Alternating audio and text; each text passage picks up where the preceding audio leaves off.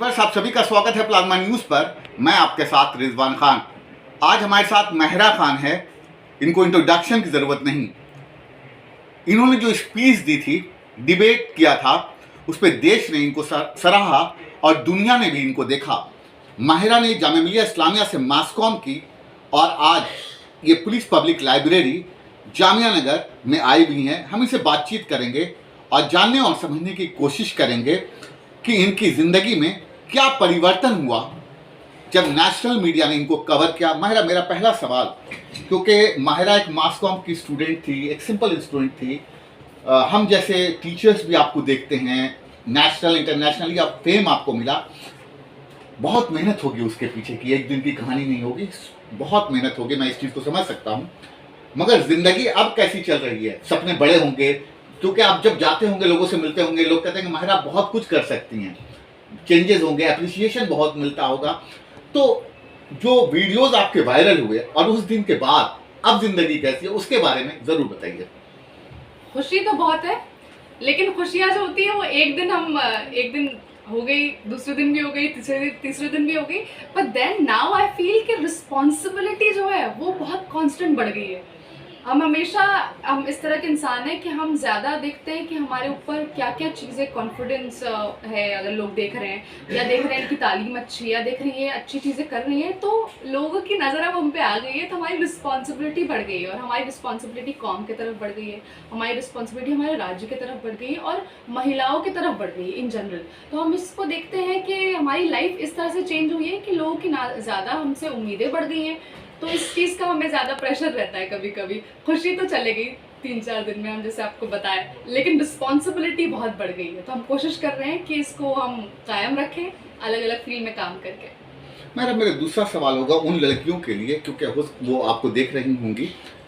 माहिरा एक अलग स्टेट से आके दिल्ली में मास कॉम करती हैं और जामिया मिलिया इस्लामिया से मास कॉम करती हैं। और जामिया मिलिया में मास कॉम माना जाता है कि दुनिया का वन ऑफ द बेस्ट है। एशिया में भी लोग इसको बहुत नाम लेते हैं और कहा जाता है कि यहाँ से पढ़े हुए बच्चे कामयाब ही होते हैं, सक्सेसफुल स्टोरी लिखते हैं। तो माहिरा अभी क्या कर रही हैं? लोग जानना चाहेंगे, समझना चाहेंगे। माहिरा ने मास कॉम कंप्लीट कर लिया, अब क्या कर रही हैं माहिरा? सर, हमारा मास कम्युनिकेशन कंप्लीट हुआ, हमारा प्लेसमेंट भी हो गया एक अच्छी कंपनी में कॉर्पोरेट कम्युनिकेशन के लिए। लेकिन उसके बाद जब पार्लियामेंट में हमारी स्पीच हुई तो हमारी अपॉर्चुनिटीज़ और ज़्यादा बढ़ गई, मीडिया के थ्रू भी और अलग अलग चीज़ों के ज़रिए भी। लेकिन अभी हमारा एम है और हम जो अभी कर रहे हैं, हम हमेशा से चाहते थे कि बच्चों से इंटरेक्ट करें, उनके साथ सेशन लें, उनको मोटिवेट करें, उनको गाइड करें हर वो चीज़ के लिए जो शायद हमें जिसके लिए स्ट्रगल करना पड़े। तो हम चाहते हैं वो आसानी हो। उसके अलावा अभी हम पॉडकास्ट पे काम कर रहे हैं, जो ऑडियो वीडियो दोनों होगा, जिसमें हम पॉलिटिक्स की बात डिस्कस करेंगे, सोशल इश्यूज़ डिस्कस करेंगे जो लोग को जानना ज़रूरी है। बहुत सारी ऐसी बातें होती हैं जो बिल्कुल ही सोशल मीडिया में या ऐसी चीज़ में गलत हो जाती है, फेक न्यूज़ होती है, कुछ सिर्फ हेट फैलाने के लिए होती है। अब हम ऐसी चीज़ कोशिश कर रहे हैं ताकि हम ऐसा कंटेंट क्रिएट करें जो सबको अवेलेबल हो, जिससे सबको नॉलेज मिले और उनके काम आए बहुत ज़्यादा। माहिरा की उम्र बहुत कम है, ज़्यादा उम्र भी नहीं है, मगर जो बातें हैं बहुत शानदार है। लगातार मैंने स्पीच इनकी सुनी, बार बार इनका फोकस था तालीम की तरफ। माहिरा, ऑब्वियस सी बात है आप अच्छे लोगों से मिल रही होंगे, पर मैं चाहता हूँ कि आपके मम्मी पापा क्या करते हैं उसके बारे में ज़रूर बताइए। और माँ का बहुत योगदान रहता है, खासकर बेटियों में। और आप एक सक्सेसफुल, मैं मानता हूँ, जामिया से प्लेसमेंट होने के बाद आपने शायद नौकरी नहीं ज्वाइन किया और अपने आप में कुछ और बेहतर करने की सोच रहे हैं। तो अपने परिवार के बारे में बताइए कि और इतनी शानदार और एक अच्छी अपॉर्चुनिटी माँ बाप ने दी, दिल्ली जैसे शहर में भेजा, एक विश्वास किया। क्योंकि मैं बिहार से आता हूँ, वहाँ की लड़कियों को उतनी अपॉर्चुनिटीज़, तो माँ बाप के बारे में ज़रूर बताइए। और साथ साथ उन माँ बाप को बताइए जो अपने बच्चों को अपॉर्चुनिटीज़ नहीं देते हैं, लड़कियों को खासकर, उनको देना चाहिए। जी, हम ये बोलना चाहेंगे इसमें कि माँ बाप का ट्रस्ट जो होता है वो गेन करना पड़ता है ना। जैसे हमने भी कभी सोचे नहीं थे, क्योंकि हम छत्तीसगढ़ से आते हैं, तो वहाँ पर भी जैसे पहले बोला जाता था हमारे स्टेट्स को बीमारू स्टेट्स, तो उन पे लोग का बड़ा ये मिसकंसेप्शन है कि यहाँ पे शायद उतना सपोर्ट नहीं हो।